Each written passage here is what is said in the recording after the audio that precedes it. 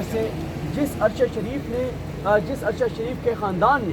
خون دیا ہوا تھا اس ملک کی امن کے لیے، اس ملک کے لوگوں کے لیے، وہ ارشد شریف وہ واحد اینکر تھا، وہ واحد صحافی تھا جس نے سب سے زیادہ جا کر اور فرنٹ لائن کے اوپر جا کر اور پاکستان کی فوج کے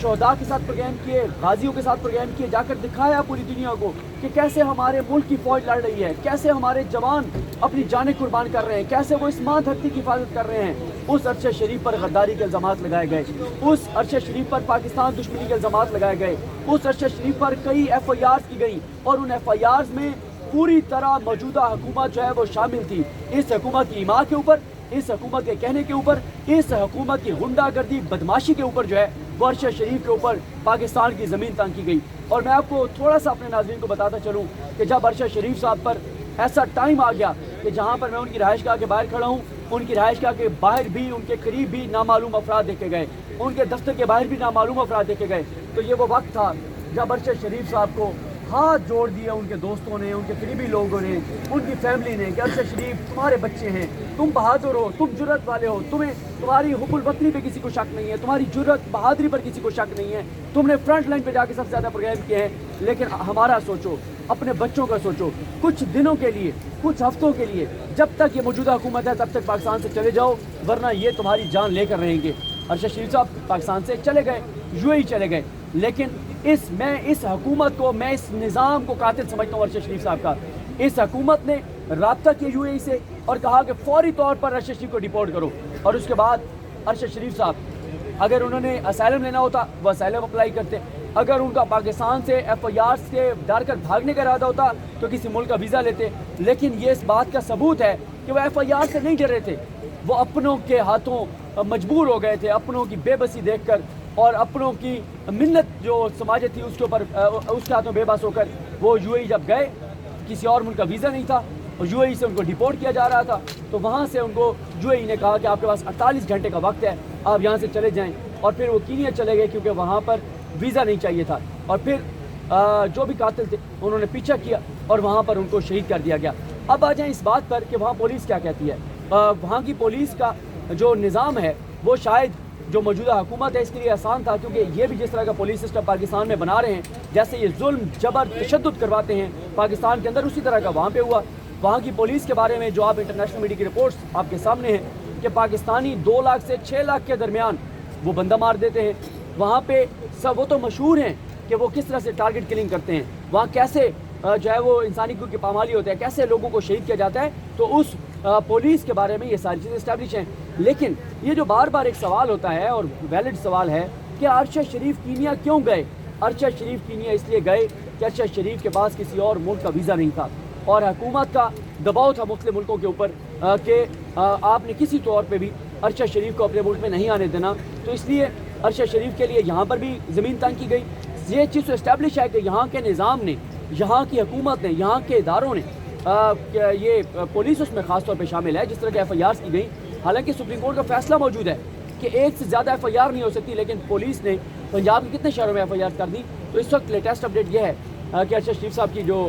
ڈیڈ باڈی ہے وہ کل جو ہے وہ وہاں سے روانہ کی جائے گی، کوشش ہے جاری ہے۔ اس وقت جہاں میں ارشد شریف صاحب کی رہائش گاہ کے باہر موجود ہوں، تو رہائش گاہ کے اندر جو ہے وہ عمران ریاض خان صاحب اور دیگر ارشد شریف صاحب کے دوست موجود ہیں، اور پوری کوشش کی جا رہی ہے عمران ریاض خان صاحب، سمیع ابراہیم صاحب، بول کی مینجمنٹ کی طرف سے کہ چاہے ان کو ایئر ایمبولینس میں لائیں، چاہے اسپیشل پلین کرنا پڑے، جو پے کرنا پڑا ہم کریں گے، لیکن ان کی جو والدہ کی خواہش ہے کہ ان کے بیٹے کو ایز سون ایز پاسبل یہاں پر لایا جائے، تو اس کے لیے بول انتظامیہ، سمیع ابراہیم صاحب، عمران ریاض خان صاحب کوشش کر رہے ہیں، اور یہی وجہ ہے کہ حکومت کو بھی ہم نے کہا کیونکہ مجبور ہیں، حکومت یہی ہے، مسلط شدہ ٹولہ ہے لیکن ہیں تو یہی ادارے تو ان کے کنٹرول میں، اس لیے ان سے کہہ رہے ہیں اور واضح کیا ان کے اوپر کہ کوئی وسائل آپ کے نہیں چاہیے، پیسے ہم خود دیں گے، لیکن ظاہر ہے مجبوری ہماری کہ مسلط ٹولہ ہے اور انہی کے ذریعے ہی ہم نے جو ہے وہ وہاں کے سفارت خانے سے رابطہ کرنا ہے۔ یار یہ میڈیا ٹاک کر لو ایک ساتھ ہی نا، حماد صاحب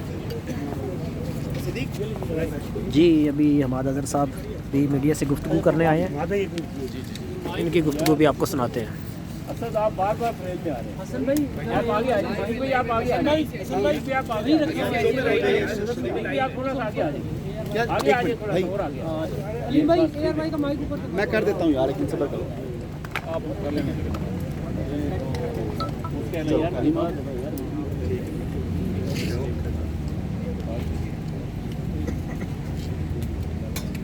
ریڈی ہے جی ایک منٹ سر جی ویٹ کیجیے گا. اچھا بھائی اچھا بھائی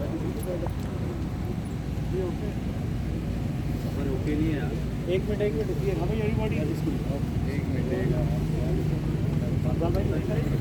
نہیں سامنے رکے جی رکے ایک منٹ لائٹ جا رہے شاہ جی ریڈی ہے جی بسم اللہ الرحمن الرحیم. سب سے پہلے تو میں شروع کرتا ہوں حدیث نبوی سے کہ سب سے افضل جہاد ایک ظالم بادشاہ کے آگے سچ بولنا اور حق کی بات کرنا ہے. اور ارشد شریف صاحب ہمیشہ سے سچ بولتے رہے, ہر دور میں انہوں نے سچ بولا اور آخر میں اسی سچ نے ان کی شہادت کا وہ ذریعہ بن گیا. میں سمجھتا ہوں کہ ان کی اس شہادت کو ہم رائے گاہ نہیں جانے دیں گے. جو انہوں نے سچ بول کے وہ گئے, جس جرأت کا انہوں نے مظاہرہ کیا اپنی قوم اور وطن کے لیے, جو انہوں نے قربانی دی, وہ ہم کبھی رائے گاہ نہیں جانے دیں گے. اس سے پہلے آپ نے دیکھا کہ وہ کیا ماحول تھا جس کی وجہ سے ارشد کو پاکستان سے فرار ہونا پڑا. وہ کیا وجوہات تھیں کہ اس کو دبئی چھوڑنا پڑا, UAE چھوڑنا پڑا اور دوسرے ملکوں میں جانا پڑا. ان سب کی تحقیقات ہونی چاہیے. آخر اس کا جب گھر یہاں پہ ہے, وہ اس دھرتی کی مٹی ہے, تو کیا وجہ ہے کہ اس کو یہاں سے جانا پڑا. تو یہ ایسے نہیں چل سکتا. یہ پاکستان ہے, یہ کوئی فاشسٹ ملک نہیں ہے اور یہ کوئی بنانا ریپبلک نہیں ہے.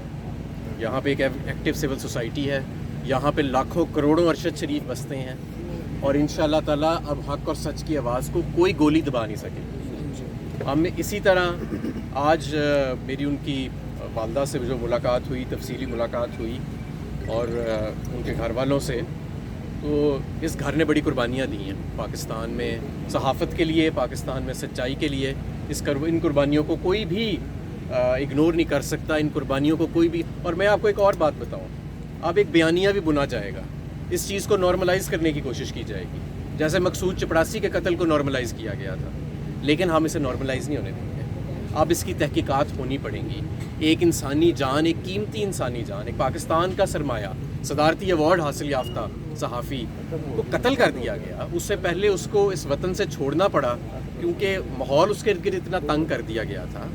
تو یہ کیا تانے بانے ملتے نہیں ہیں؟ یہ بالکل ملتے ہیں, اور ہمیں اس کی ایک انڈیپینڈنٹ جوڈیشل انکوائری ہم اس کی ڈیمانڈ کرتے ہیں.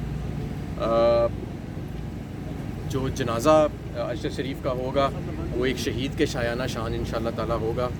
پاکستان کی بہت بڑی شخصیت تھی. کوئی دور دور تک بھی ہم دیکھیں, حالانکہ ہمارے صحافت کے اندر بڑے دلیر لوگ ہیں, لیکن ارشد شریف جیسا جو ایک اثاثہ تھا, ارشد شریف جیسا جو ہیرا تھا,